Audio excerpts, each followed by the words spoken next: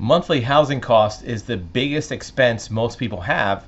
And whether you're a homeowner, a renter, or you want to buy a house, predicting the future of what housing costs are going to be is probably the most important projection that most people can have. And there's some hidden information in this article from the Wall Street Journal that really points at what is going to happen with housing prices, both in home purchase prices and also rental lease costs. And that's the most important thing, because rental lease costs is something that you can't avoid. If you buy a house, you get a mortgage, your mortgage payment stays the same for as long as you have that house.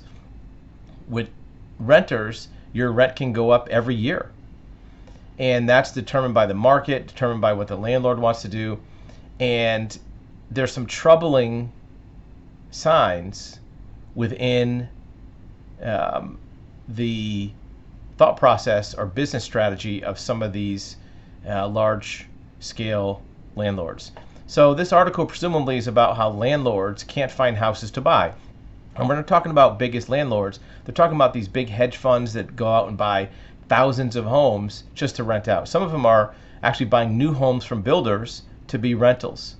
And the complaint is, they're the higher rates and not a lot of properties for sale means that Wall Street can't find enough houses to buy.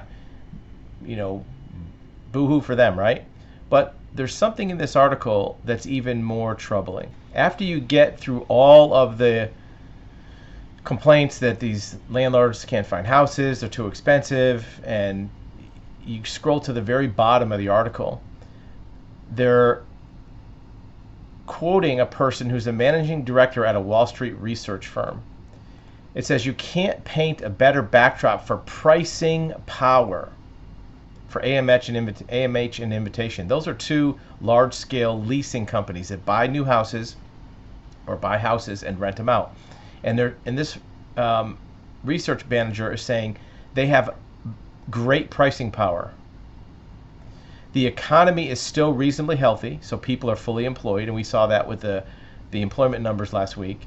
Wage growth is solid, meaning that people are getting more money, maybe not as much as inflation, but they're getting raises. And the barriers to homeownership are staggering. It's like a triple whammy. People can't afford to buy a house because the rates are now 9% almost, and it'll be 10% within a year. The housing pricing has gone up dramatically, so people can't buy a house. They have some income, and they're employed. So for landlords, they see all this, and their algorithms and their programs that tell them how much to put for rental rates tells them price it high. Renting single-family homes has become cheaper than financing purchases, not because the rents have gone down, it's because the financing mortgage cost has gone up, right? So it's more of a favorable comparison to leases. Once the landlords start to see that, they're going to raise the leases even more. How do we know that? The math definitely works in their favor. The reality is the rental rate increases, as aggressive have they been, have not kept up with home price appreciation. What they're saying is rental rates have gone up dramatically.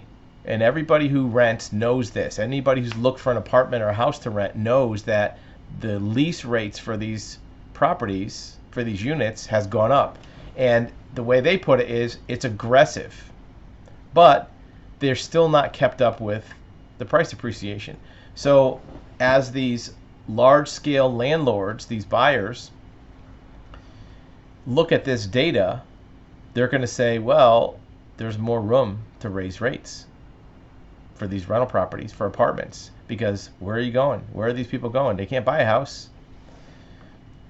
According to the estimate, AMH, which is one of the rental companies, they've averaged $2,000 a month, could rise more than 30% before they reach the cost of buying houses. So the landlords know they can still go up 30% more before it becomes cost ineffective for buying a house. And you might say, well, If it's 30% more, people will just buy a house. Well, maybe they won't, because some people can't get approved for financing. Some people don't have the down payment. Some people don't have the credit. Some people can't find a house. Some people just don't want to lock themselves into living in one place because they have to move. So these rental companies see all this data. Look, if it's in the Wall Street Journal, it's public, but they see all this data before you do. This is going to affect rents. And by definition, it'll be a domino effect. It'll affect rents. More renters will try to stretch to buy a house because they want to get out of that rental cycle. And then house prices will continue to go up. At least they won't go down, right? Because the rents will be high. So it's a self-fulfilling prophecy. I know you have an opinion about this. Let us know in the comments what you think about the